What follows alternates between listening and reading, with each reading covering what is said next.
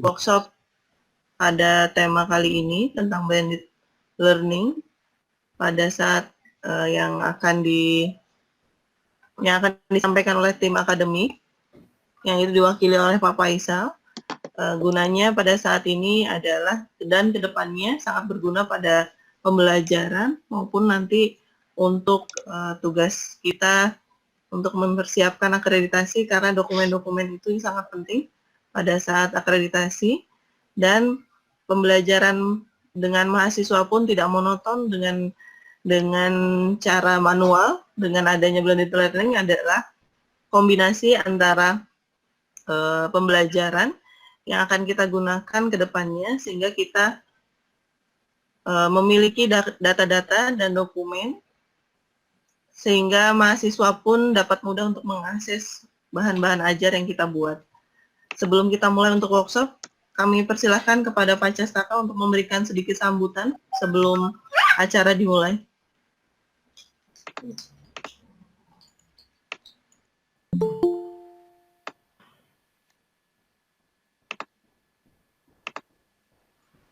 Pak Cas.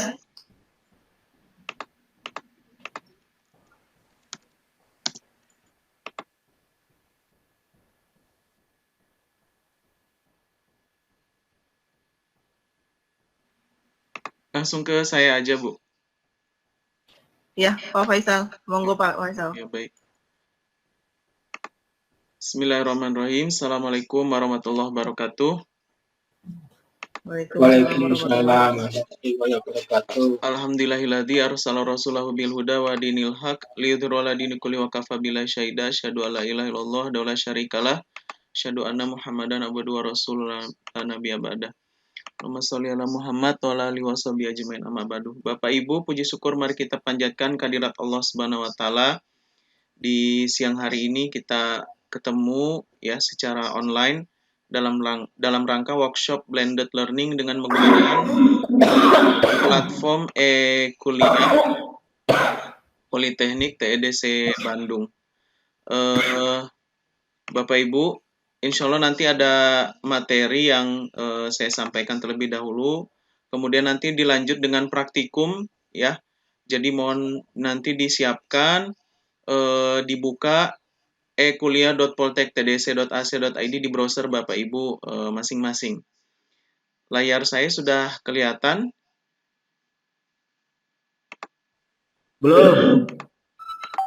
Presentasi saya sudah kelihatan Bapak Ibu? Udah. Oh ya, baik. Sudah. Oke. Baik, langsung kita mulai saja ya.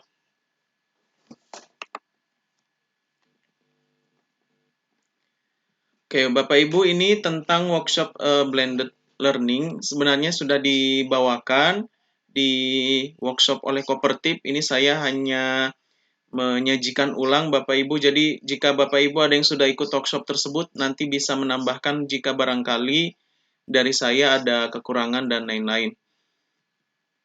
Oke, kita mungkin sudah mendengar e-learning ya Bapak Ibu. Apa perbedaannya dengan blended learning ini?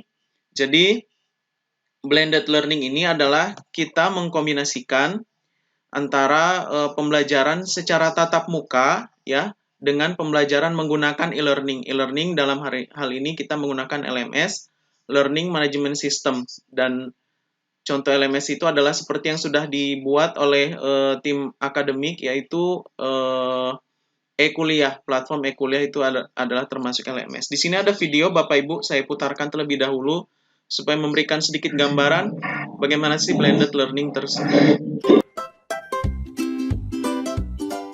Blended learning. Apa itu blended learning? Blended learning adalah pembelajaran yang menggabungkan aspek kegiatan tatap muka, pembelajaran online, dan kegiatan praktek. Lalu, mengapa harus blended learning? Dan bagaimana proses blended learning? Sebelum kita bahas mengapa harus blended learning, mari kita cari tahu mengenai jenis-jenis pembelajaran sebelumnya. Pertama, kenalkan dulu, ini Bu Sevi, dan ini Ima. Baiklah, yang pertama, pembelajaran dengan tatap muka. Pembelajaran dengan tatap muka melibatkan secara langsung Bu Sevi, Ima, dan teman-teman Ima di waktu dan tempat yang sama. Bu Sevi menyampaikan materi, Ima dan teman-temannya memahami materi. Kelebihan dari pembelajaran ini adalah Ima bisa berinteraksi secara langsung dengan Bu Sevi, Ima juga bisa berdiskusi langsung dengan teman-temannya. Tapi banyak kekurangan dari pembelajaran ini, diantaranya waktu tidak fleksibel. Jika Ima belum paham, penyampaian materi dari guru tidak bisa diulang. Pembelajaran online. Pembelajaran secara online atau biasa disebut dengan e-learning memungkinkan Ima untuk menyimak materi melalui siaran langsung dari Bu Sevi lewat jaringan internet atau siaran ulangnya, atau juga bisa melalui e-modul yang dengan mudah dibagikan melalui internet. Dengan pembelajaran online, Ima dapat dengan bebas menentukan kapan akan mulai belajar. Ima juga bisa berinteraksi dengan Bu Sevi atau dengan teman-temannya melalui pesan online. Tapi ketika Ima bertanya melalui pesan online, dia tidak bisa memastikan kapan akan mendapat respon dari Bu Sevi, sehingga butuh waktu lama lagi untuk memahami materi. Setelah Ima belajar, kemudian ujian, kemudian belajar lagi, dan ujian lagi. Ima mungkin saja lupa dengan apa yang dipelajari sebelum-sebelumnya. Untuk mengatasi permasalahan tersebut, harus ada kegiatan praktek berdasarkan materi-materi yang telah dipelajari. Dengan kegiatan yang mengandung problem solving, materi akan lebih melekat dalam ingatan Ima. Nah, blended learning menggabungkan ketiga cara belajar tersebut menjadi satu kegiatan utuh untuk menutupi kekurangan pada pembelajaran lainnya. Pada proses blended learning, Bu Sevi mengajar Ima dan temannya di kelas secara langsung. Ima bisa berinteraksi secara langsung dengan Bu Sevi dan bisa berdiskusi dengan teman-temannya tanpa takut menunggu balasan pesan. Jika Ima belum paham, Ima bisa mengulang materi yang dibagikan Bu Sevi. Bisa bertanya lagi jika ada kelas Bu Sevi di pertemuan berikutnya. Ima bisa memilih waktu yang tepat untuk belajar sendiri. Bisa membagikan juga saat siaran langsung setelah pemberian materi. Dengan kegiatan praktek akan mempermudah Ima dan Bu Sevi. Siap untuk menerapkan blended learning? Selamat belajar dengan blended learning.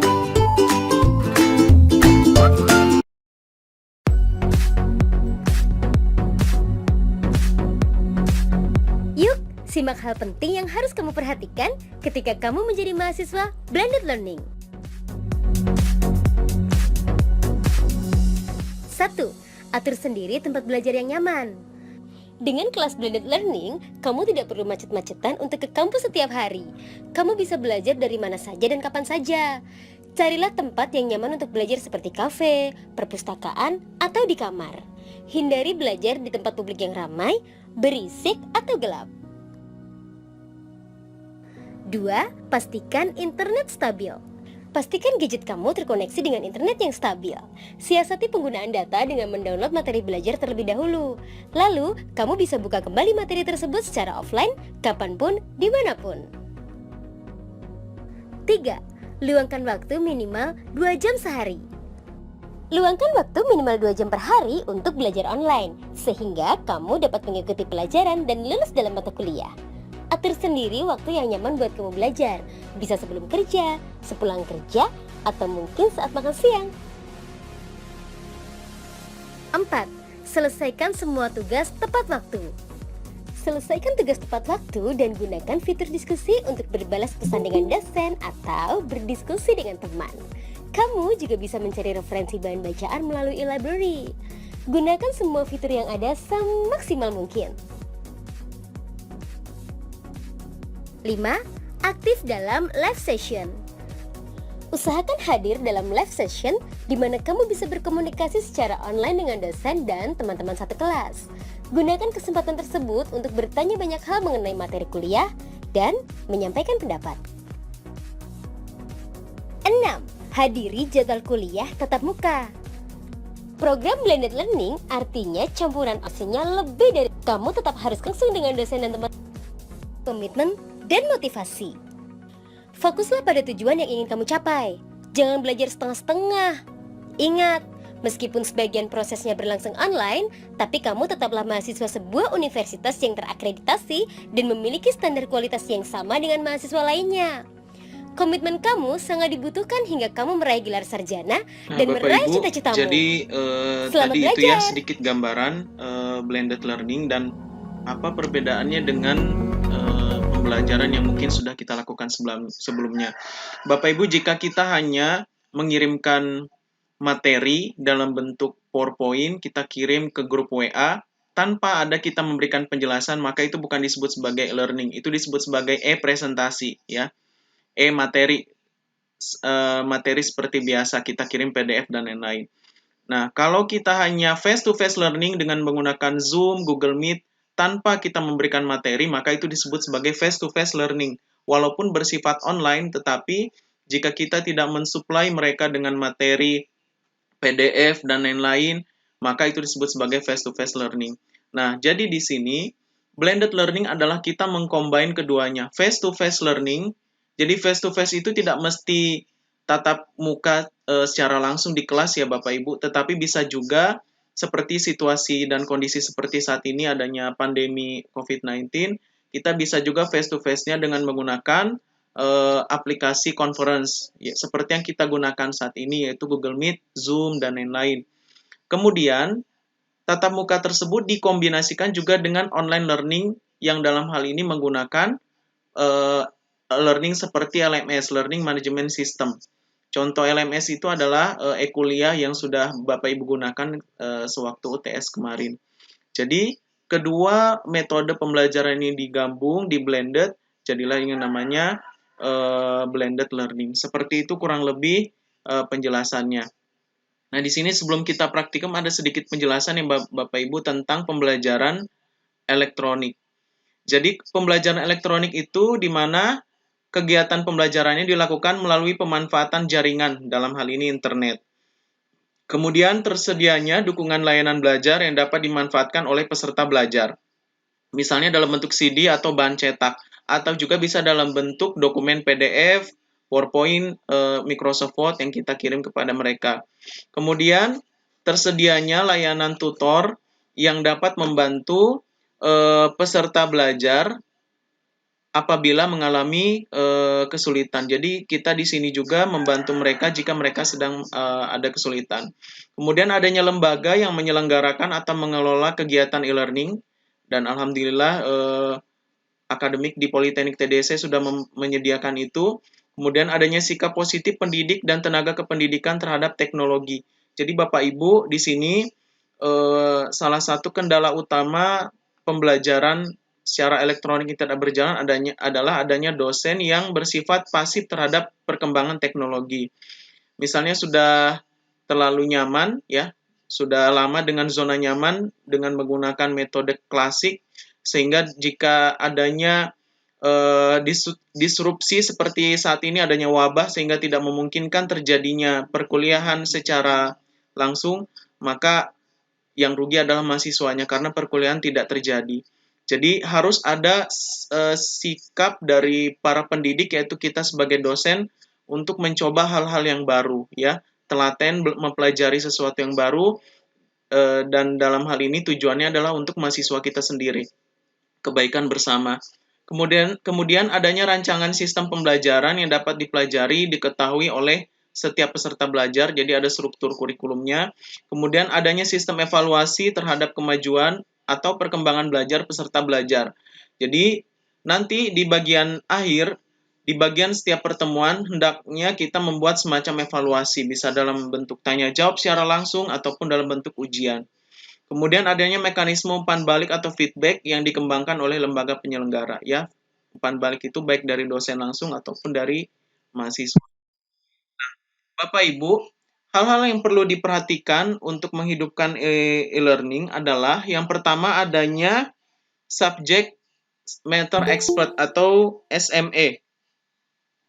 Ya, ini merupakan narasumber dari pembelajaran disampaikan, dalam ini adalah dosen. Kemudian ada instructional designer, bertugas secara sistematis mendesain materi dari SME menjadi materi e-learning dengan memasukkan metode pengajaran agar materi menjadi lebih interaktif, lebih mudah, dan lebih menarik untuk dipelajari. Kemudian adanya graphic designer, bertugas untuk mengubah materi teks menjadi grafis dengan gambar, warna, dan layout yang enak untuk dipandang, efektif, dan menarik untuk dipelajari. Jadi, ada baiknya ini dosen-dosen dari berbagai macam program studi bekerja sama dengan ID, Instructional Designer, kemudian Graphic Designer untuk membuat materi yang menyenangkan bagi para mahasiswa, yaitu misalnya dengan mengkombinasikannya dengan audio, video, dan lain-lain. Kemudian yang terakhir adanya Learning Management System atau LMS, Bapak Ibu, yaitu bertugas mengelola sistem website yang mengatur lalu lintas interaksi antara instruktur dengan siswa, antar siswa, dan lainnya. Nah, di sini kita sudah memiliki sistem tersebut, LMS. Jadi, e-kuliah yang sudah dikembangkan, Bapak Ibu, harapannya bukan digunakan hanya untuk proses UTS ataupun UAS saja. Kedepannya, ya mungkin nanti ketika masuk kuliah awal Juni nanti, ini digunakan sebagai web yang digunakan untuk proses perkuliahan. Jadi, mohon maaf bagi Bapak Ibu yang selama ini sudah menggunakan Edmodo, kemudian menggunakan Google Classroom, dan lain-lain, mungkin secara bertahap bisa berpindah ke e-kuliah ini. Karena di e-kuliah ini kita bisa membagikan materi secara terstruktur setiap pertemuan yang nanti dikenal dengan istilah learning pad, kemudian juga dilengkapi dengan fitur ujian. Dan di sini juga Bapak Ibu, kenapa kami sangat-sangat merekomendasikan penggunaan e-kuliah ini adalah kami dari tim akademik bisa melakukan pemantauan terhadap apakah proses perkuliahan itu berjalan secara online, apakah ujian itu berjalan, dan kami juga bisa langsung melihat nilai daripada mahasiswa itu sendiri. Berbeda dengan Edmodo, Google Classroom, dan lain-lain. Jadi harapannya setelah workshop ini, ketika perkuliahan dimulai nanti bulan Juni dan sepertinya masih dilakukan secara online, e-kuliah itu sudah diimplementasikan secara 100%. Nah, Bapak Ibu, kita lanjut. Dari mata kuliah, jika kita ingin membuat konten e-learning dari suatu mata kuliah, maka idealnya itu adalah kita menyiapkan terlebih dahulu modul-modulnya. Ini di sini ada 12 modul, 12 pertemuan. Nah, karena kita ada 18 pertemuan, di mana UTS dan UAS 2 pertemuan, maka ada 12 pertemuan atau ada 16 modul yang kita perlu persiapkan. Mungkin pertanyaan bagaimana kalau pertemuan ada 2 pertemuan menggunakan modul yang sama, itu tidak apa-apa. Nanti tinggal di-split, dipisahkan saja bagian mana yang untuk pertemuan satu, yang mana untuk pertemuan lainnya. Dan Bapak Ibu, hendaknya setiap mata kuliah itu memuat beberapa hal seperti ini di bawah. Yang pertama, ucapan selamat datang tentang mata kuliah tersebut. Ya. Jadi ucapan selamat datang itu secara psikologis kita menyapa anak-anak didik kita, mahasiswa kita, supaya mereka merasa nyaman dengan mata kuliah kita. Mungkin ada beberapa mata kuliah yang dianggap horor oleh mahasiswa, tapi ketika kita memberikan sapaan, ucapan, motivasi, dan lain-lain, mungkin mereka termotivasi untuk belajar. Kemudian adanya deskripsi umum ya tentang mata kuliah tersebut, kemudian tujuan capaian pembelajaran mata kuliah, struktur dan modul pembelajaran, kemudian model pembelajaran, metode pembelajaran, bagaimana proses pembelajaran itu berjalan, praktikum, face-to-face, kuesioner, dan lain-lain. Kemudian adanya referensi pendukung, sumber daya manusia, dan teknis. Ini nanti akan diberikan contohnya bagaimana mengimplementasikan poin-poin ini nanti di platform e-kuliah. Itu tadi mata kuliah ya Bapak Ibu. Sekarang kita coba masuk ke bagian modul. Nah, selanjutnya kita menyiapkan semua modul yang akan diajarkan selama 1 semester. Ya, mungkin kita dalam hal ini 16 modul, 16 pertemuan. Tetapi jika jumlah modulnya kurang dari 16, misalnya tadi ya yang saya sampaikan, kalau ternyata dalam satu pertemuan itu dalam satu atau lebih pertemuan menggunakan modul yang sama, sekali lagi itu bisa di-split ya Bapak Ibu. Kemudian dalam setiap modul memuat TIK dan struktur konten dan topik. Jadi masing-masing modul itu ada topik-topik yang akan dibahas. Kemudian, nah ini contohnya ya. Untuk modul 1 atau misalnya pertemuan 1. Ini yang dibahas adalah tentang filosofi penyelenggaraan perguruan tinggi. Ini contohnya saya ambil dari Kopertip, jadi mata kuliahnya tentang perguruan tinggi. Kemudian dari modul tersebut ada 4 topik seperti ini Bapak Ibu. Kemudian ada daftar pustaka dan evaluasi ya, nanti evaluasinya dalam bentuk kuis dan lain-lain. Nah, masing-masing modul ini harus ada topik bahasan modul sama tujuan capaian pembelajaran modul. Ini nanti juga akan diperlihatkan contohnya. Nah, untuk dokumen-dokumen ini Bapak Ibu, tolong di-download terlebih dahulu di Google Drive yang sudah kami siapkan. Linknya ada di grup WA, grup dosen. Silahkan di-download terlebih dahulu sebelum kita praktikum. Nah, kemudian setelah turun dari mata kuliah, turun ke modul, kemudian turun lagi ke dalam topik ya, karena masing-masing modul ada lebih dari 1 topik biasanya. Nah, di sini misalnya di topik pertama, ini topik yang dibahas, makna pendidikan tinggi dan perguruan tinggi. Nah, di dalam topik ini ada penjabarannya lagi ya. Misalnya pertama kata pengantar topik, video tutorial pembelajaran, waktu pembelajaran, bahan pembelajaran dalam bentuk PDF atau dalam bentuk Microsoft Word, referensi pendukung, video pengayaan, diskusi tanya jawab, latihan mandiri. Nah, 9 poin ini nggak mesti semuanya ada ya. Misalnya nih Bapak Ibu, kan blended learning itu juga mengkombinasikan perkuliahan secara offline atau secara langsung di kelas. Bisa jadi nggak ada videonya ya, misalnya nggak ada video dalam pertemuan tersebut. Berarti nomor 2 di skip. Kemudian nomor 7 nggak ada video pengayaan, berarti itu di skip. Memang idealnya ini semua ada, tetapi tidak mesti semua pertemuan itu ada video yang dijabarkan. Nah, ini juga ada materi dalam bentuk PDF.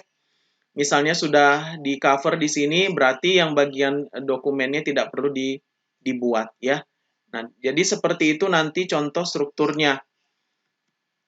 Nah, bagaimana kita mengimplementasikan blended learning menggunakan platform e-kuliah yang sudah ada? Yang pertama, kita membuat situs mata kuliah. Jadi sekarang Bapak Ibu silahkan dibuka web e-kuliahnya. Alamatnya ekuliah.poltektdc.ac.id. Silahkan Bapak Ibu dibuka.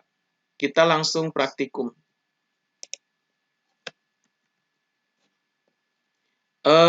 Sebelum praktikum, kalau ada yang mau ditanyakan, silahkan Bapak Ibu kita sambil diskusi.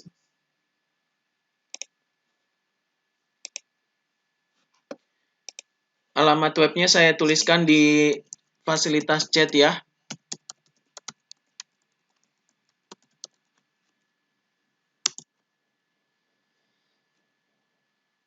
Sudah saya cantumkan, Bapak Ibu, di chat, silahkan dicek di sana, ekuliah.poltektdc.ac.id.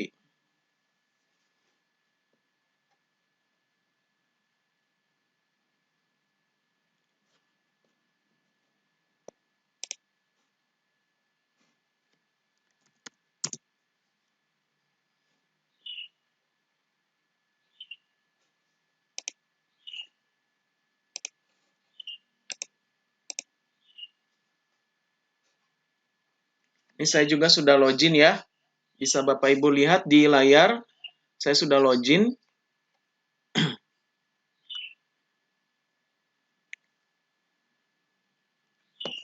Kemudian materi yang ada di Google Drive, Bapak Ibu silahkan di-download juga terlebih dahulu.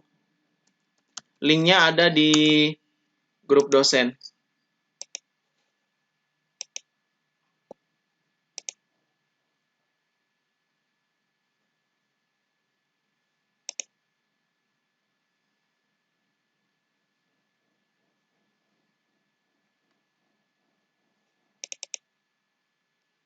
Nah, ada 3 materi di situ ya, silahkan di-download terlebih dahulu.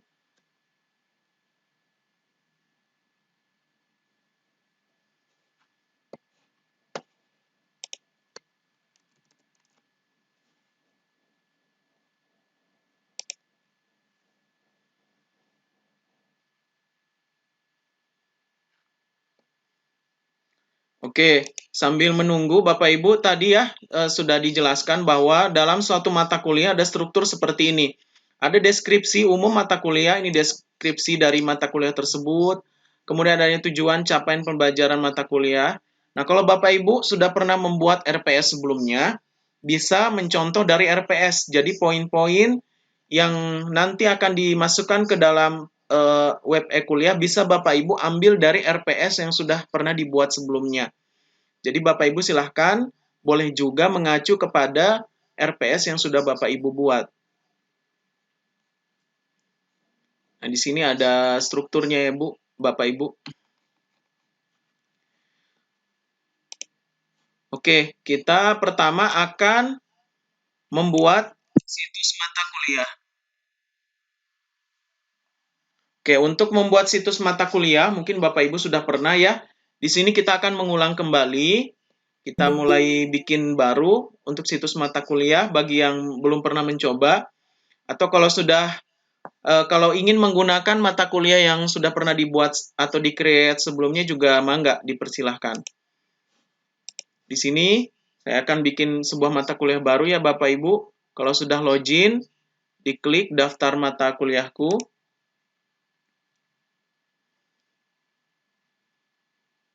Oke, kemudian di sisi kiri ada menu buat situs mata kuliah. Ini diklik.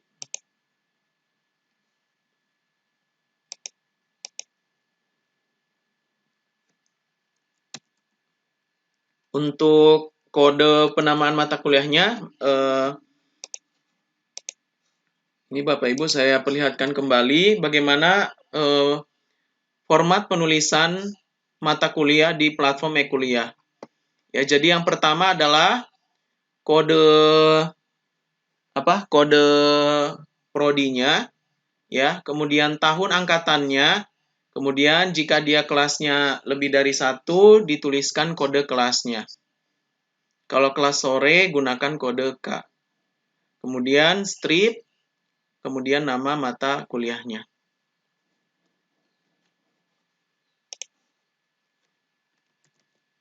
Bapak Ibu kalau ada yang mau sambil ditanyakan silahkan bisa lewat chat atau bisa dinyalakan mic-nya. Terima kasih.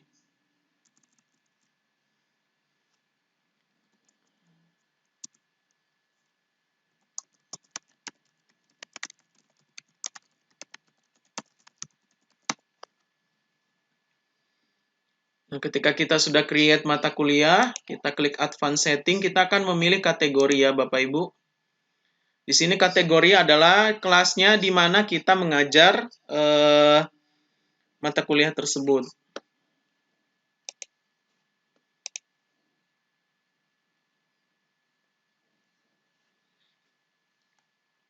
Kalau sudah, yang lainnya dibiarkan saja seperti semula. Kita isi course name sama kategori saja. Kemudian kita klik Create this course.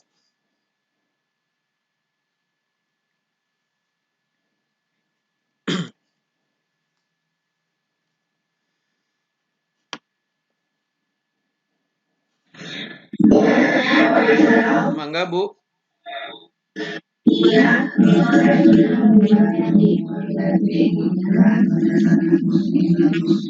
Boleh tanya Pak Faisal? Iya, saya sudah membuat yang e-kuliah berdasarkan course name.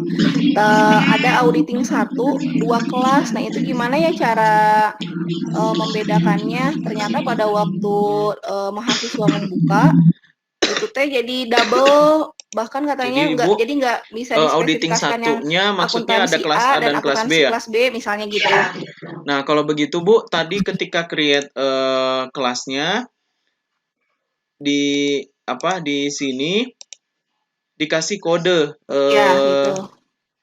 misalnya ya KA 2018 A atau B seperti itu Bu. Jadi dikasih kode huruf untuk kelasnya.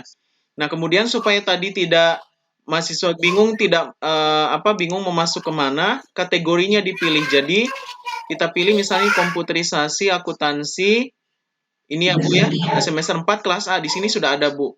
Nah, ini dipilih. Nah, kalau ini kita pilih, kemudian kita create nanti, secara otomatis ketika mahasiswa itu login, dia akan list mata kuliah untuk Mm. kelasnya langsung ke list nanti di sana secara otomatis. Jadi nggak mungkin dia akan masuk ke kelas yang lain. Jadi di kategorinya diisi dulu, Bu. Kategorinya pilih. Iya. Ini ditulis aja KA 2018A, kemudian strip auditing 1 seperti itu, Bu. Kategorinya. Course Iya, name-nya seperti yang ini. menandakan bahwa itu adalah mata kuliah Bisa auditingnya diedit, gimana? diedit aja, Bu. Cara editnya di list mata kuliah ini klik aja icon pensil yang Oh ada di gitu. samping ini, Bu. Berarti yang ada dihapus aja atau diedit? Oh, Iya, formatnya seperti itu, Bu. Iya. iya Diingat tadi aja. masih bingung itu loh menentukan Jadi kode ininya ya, kalau Ibu ngajar course di name-nya ya. komputerisasi akuntansi berarti Harus KA hafal ya. ya. Kalau di Ah, akuntansi D3 berarti AK, tadi gimana ini coba KA. Bang? Tahun Coba Pak angkatannya berapa? contohnya. 2018. Gitu. Iya. Kemudian kelas A atau kelas B seperti itu, Bu. Iya, kemudian strip auditing 1. Komputer. Iya, seperti itu ya, Bu ya. Oke, Oh, terima kalau kasih, Bu. angkatan. Oh, Sama-sama. ada Yang lain 18. ada lagi Bapak Ibu? Kalau sudah, Oh, gitu. kita create mata kuliahnya ya, seperti biasa. Kita akan Auditing 1. otomatis Oh, masuk seperti ini siap-siap. Ya, tampilannya. makasih Pak. Ya, Bapak Ibu. Nah, nanti kita akan mengeksplor 2 menu di sini. Course description, kemudian learning path. Kita akan ke course description terlebih dahulu.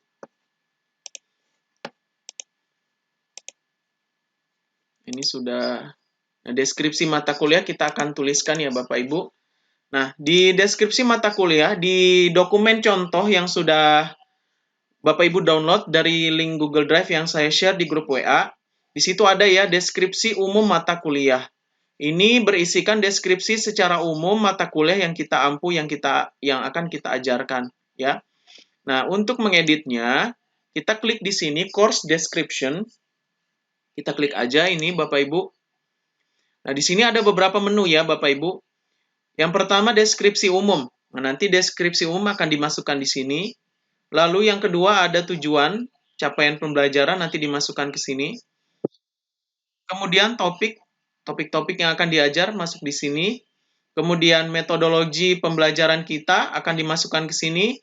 Kemudian bahan kuliah atau referensi ya, daftar pustaka masuk di sini. Kemudian di sumber daya manusia dan teknis. Di sini adalah SDM apa saja yang membantu kita, misalnya seperti toolman ya kalau di mesin dan elektro, asisten lab, kemudian teknis yang kita butuhkan seperti lab komputer, bengkel, dan lain-lain. Ini akan kita edit satu persatu. Kita nggak masuk ke dua menu di sebelah kanan. Kita masuk ke deskripsi umum terlebih dahulu. Kita coba klik ya Bapak Ibu. Nah, di sini kita akan mengetikkan deskripsi umum mata kuliah kita ya. Di materi ini sudah saya buatkan. Nah, di sini kita tulis, misalnya judulnya adalah pengantar, kemudian nama mata kuliah Bapak Ibu apa. Di sini saya menggunakan contoh yang di-share di grup, yang di-share di workshop Kopertip. Saya tulis yang mata kuliahnya Tata Kelola Manajemen Perguruan Tinggi. Nah, tulis saja seperti itu Bapak Ibu ya, deskripsi umum judulnya pengantar Tata Kelola Manajemen Perguruan Tinggi. Nah, kita copy ya. Deskripsi umum yang ada di sini kita copy paste. Copy. Kemudian kita paste di sini.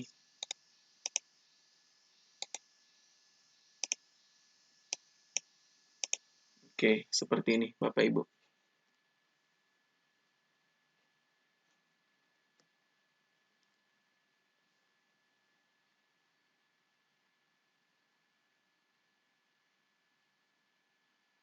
Bu Retno lupa password ya. Saya coba bantu resetkan dulu ya, Bu.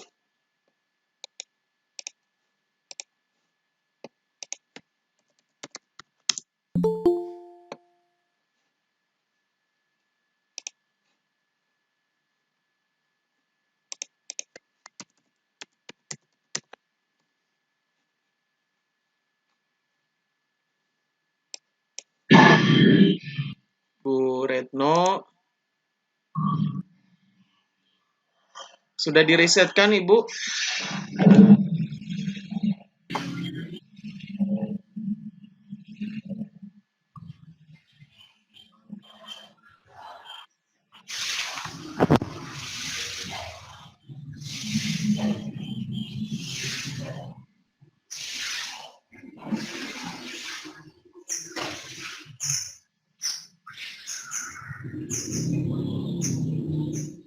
Pak Castaka punten, Pak Hadiswito juga lupa password, Pak.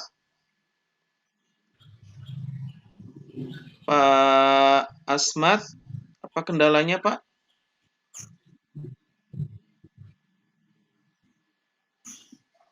Untuk Pak Asmat, webnya ekuliah.poltektdc.ac.id.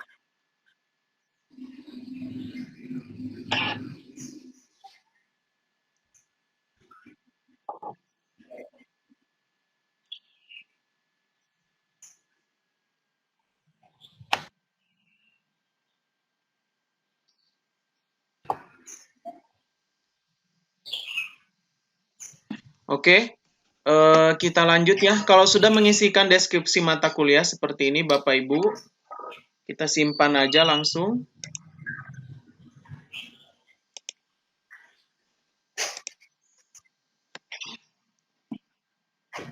Kemudian kita akan mengisi bagian lainnya.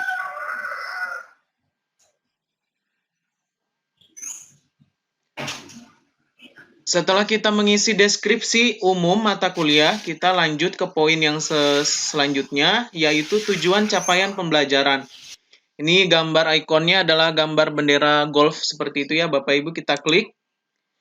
Nah, kemudian kita tulis di sini tujuan capaian tujuan.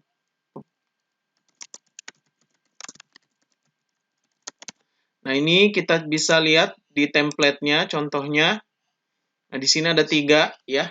Di dokumen Word yang sudah saya share, ada 3 tujuan capaian pembelajaran. Ini kita copy paste saja, kita seleksi. Nah, Bapak Ibu, ketika mengopi dari dokumen yang bertabel seperti ini, ada baiknya di paste dulu ke notepad ya, supaya format tabelnya hilang. Karena kalau kita langsung copy, biasanya kacau ya. Contohnya seperti ini, kita paste. Nah, ini garis-garis tabelnya ikut ya. Jadi untuk menghilangkannya, copy paste dulu ke notepad ya, Bapak Ibu.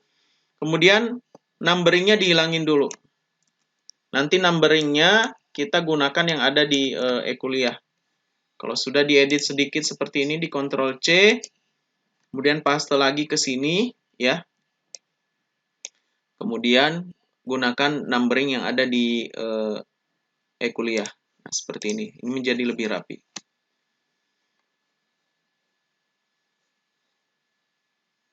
Kalau sudah disimpan. Munculnya seperti ini ya, Bapak Ibu. Nanti dari sini mahasiswa ketika pertama kali masuk, kemudian mereka mengklik deskripsi mata kuliah, mereka nanti akan melihat di sini, oh pengantar, mata kuliah, tujuan capaian pembelajaran, seperti itu. Mereka nanti akan melihat di sini.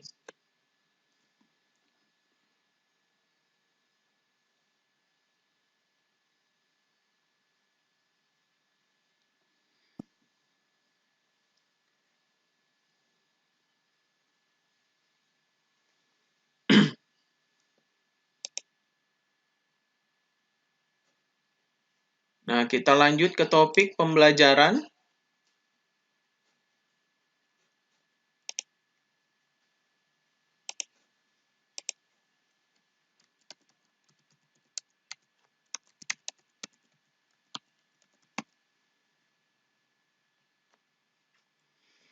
Nah, untuk topik pembelajaran, kita ambil dari sini, Bapak Ibu, struktur konten dan modul pembelajaran. Ini yang akan dibahas selama 16 pertemuan ya. Kita ambil dari sini modul 1 sampai modul 10. Ini contoh aja ya. Kalau Bapak Ibu sudah ada topik-topik pembelajarannya, bisa langsung dimasukkan ke sana.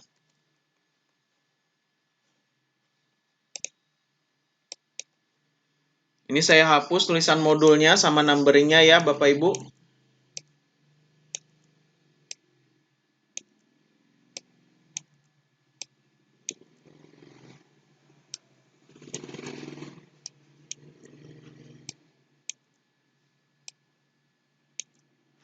kalau sudah bikin RPS, tentu sudah ada materi pembelajaran yang akan kita ajarkan apa saja, itu tinggal di copy saja.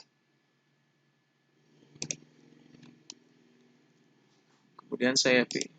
Nah.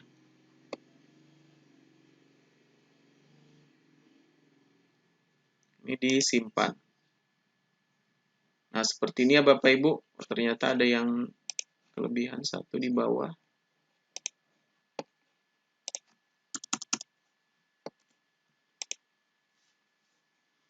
Nah, seperti ini. Sudah ada pengantar, tujuan capaian pembelajaran, topik pembelajaran. Kita akan masuk ke metode sekarang. Sampai sini Bapak Ibu masih ada yang masih ada kendala?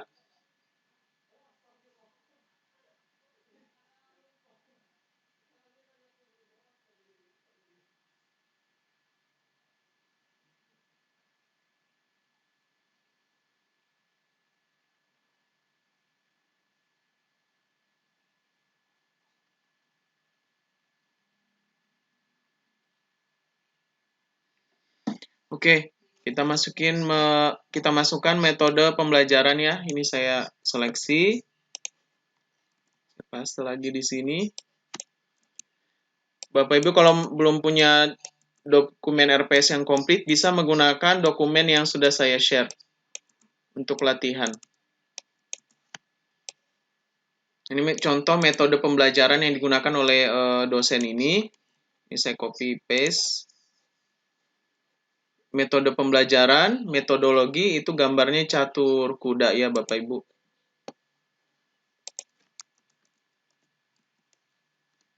Kemudian di sini saya masukkan, kemudian kasih number. Simpan. Nah, seperti ini.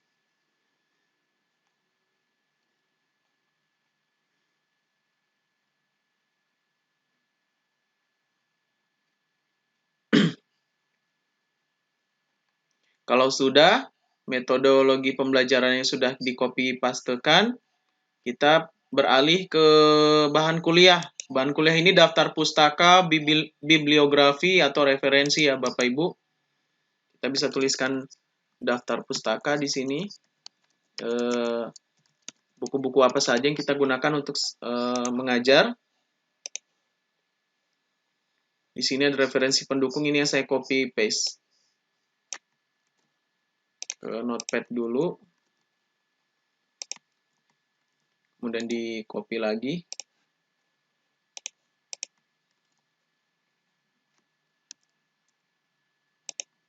dikasih numbering.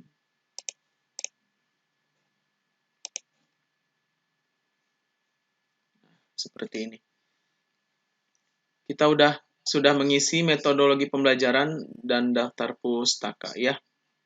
Dan terakhir adalah sumber daya manusia dan teknis. Nah, di sini contohnya teacher, course designer, technical support. Ini sesuai dengan yang Bapak Ibu ini ya gunakan. Siapa saja sumber daya dan teknis yang dilibatkan ketika mengajar. Kalau hanya Bapak Ibu sendiri berarti hanya teacher atau dosen. Kalau menggunakan lab bisa dituliskan labnya.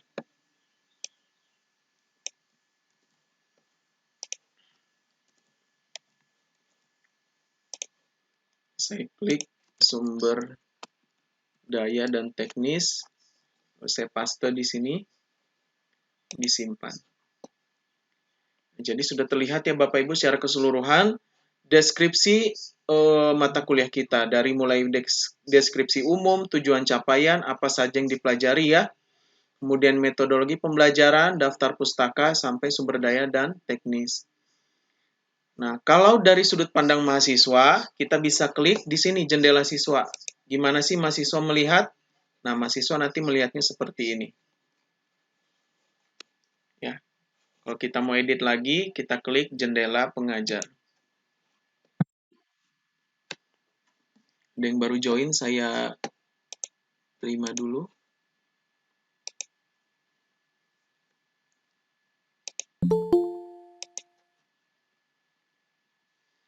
Oke, Bapak Ibu, sampai sini ada kendala atau ada yang mau ditanyakan, silahkan.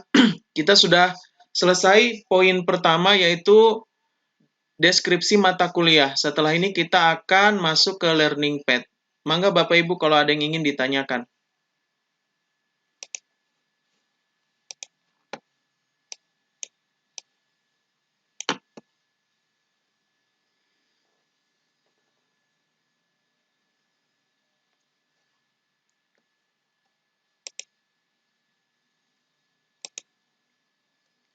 Ada yang sudah berhasil mencoba tutorial barusan, Bapak Ibu? Sudah mengisi sampai sumber daya dan teknis? Mangga, ada yang berhasil?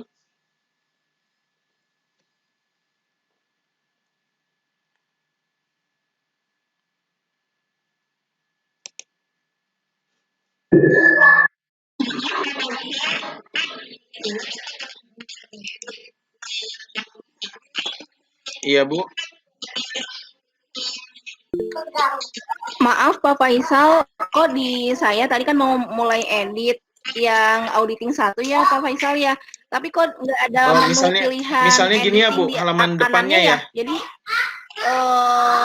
apa namanya? Polos aja auditing 1 pada waktu saya mau nyoba editing itu nggak ada. Emang Kalau gitu ya? Ibu mau lihatkan laptopnya, Ibu klik ini, Bu. Share presenting, saya bisa halaman lihat. gimana ya bisa ngeliatinnya Di ya? share, Bu. Gitu. Nih di pojok kanan Iya. bawah ada share. Bawah, ini diklik share, kemudian dipilih window keseluruhan, lalu diklik layar yang mau di-share, klik share. Di pojok kanan. Atau screenshot kirim di WA, Bu.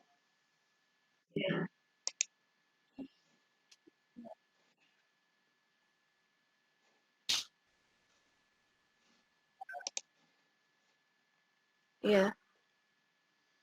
Ibu Hida berhasil, alhamdulillah. Yang lain ada Bapak Ibu yang berhasil?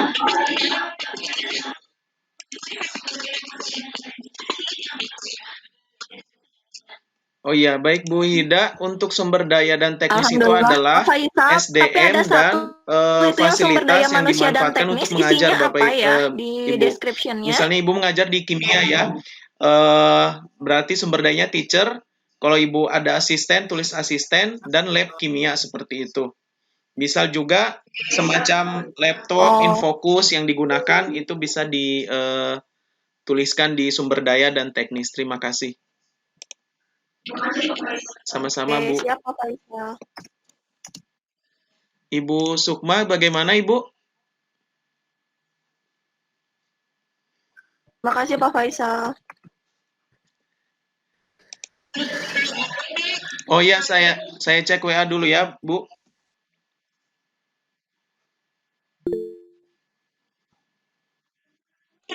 Udah di WA-in, Pak. Oh. Kayak gitu. Oh, Ibu, munculnya begini ternyata ya. Nah, begini ya, nggak ada ini ya, Bu ya, icon pensil ya, Bu. Diklik aja gini, Bu. Diklik aja mata kuliahnya, di auditing 1 diklik. Nah, kemudian Ibu turun, scroll ke bawah, klik setting ini, Bu. Iya. Iya, ketemu settingnya? Iya. Iya. Sudah, Iya, klik setting. Scroll ke bawah. Nah, iya, tinggal edit di sini, Bu, judul sama kategorinya ya. Klik setting. Judul course mata kuliah tadi. Oh, ada di sini ya? Yang pakai kode, strip, nama mata kuliahnya. Oh, judulnya Iya. itu yang kategorinya dipilih kelas Ibu ya. Ya, makasih Bu. Oh, yang KA gitu ya. Oke, kita bisa lanjut Bapak Ibu? Ya, siap. Dedek, udah makan gitu.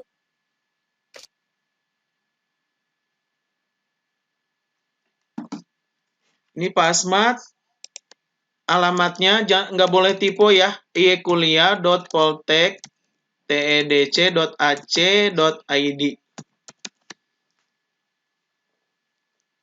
Dicek lagi Pak, atau di copy paste dari sini, chatting ini di copy paste saja Pak.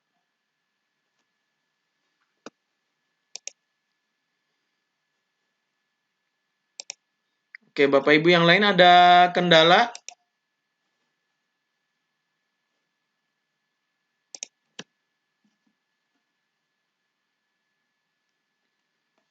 Oke, kita lanjut ya Bapak Ibu. Kalau sudah selesai deskripsi ya, yang ketinggalan sekali lagi saya review kembali untuk mengisi deskripsi ya, nanti klik the course description.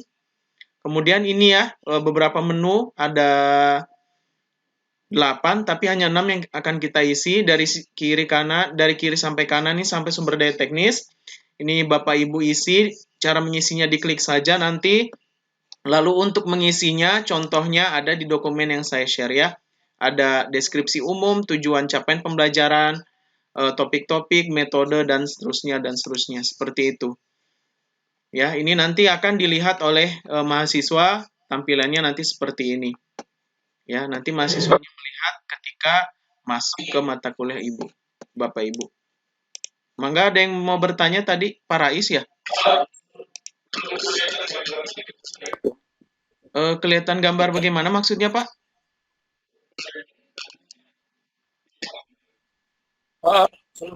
Belum kelihatan Gambar di mana gambarnya maksudnya, saya. Pak?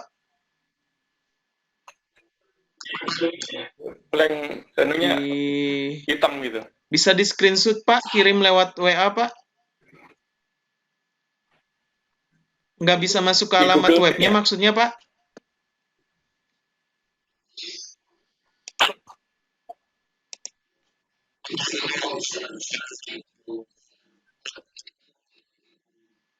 Ini maksudnya. Oh iya, memang hitam Pak. Saya Itu buka yang Om aplikasi Google Meet share-nya tadi. itu loh, share Iya. materinya Om itu hitam. Oke, ini Pak, Bapak Ibu ya. Kalau sudah, Ya, betul. kita akan Memang masuk gitu. ke learning pad. Oh ya sudah, ya sudah. Ya sudah. Ini recordingnya saya stop dulu supaya dibagi 2 nanti linknya di YouTube.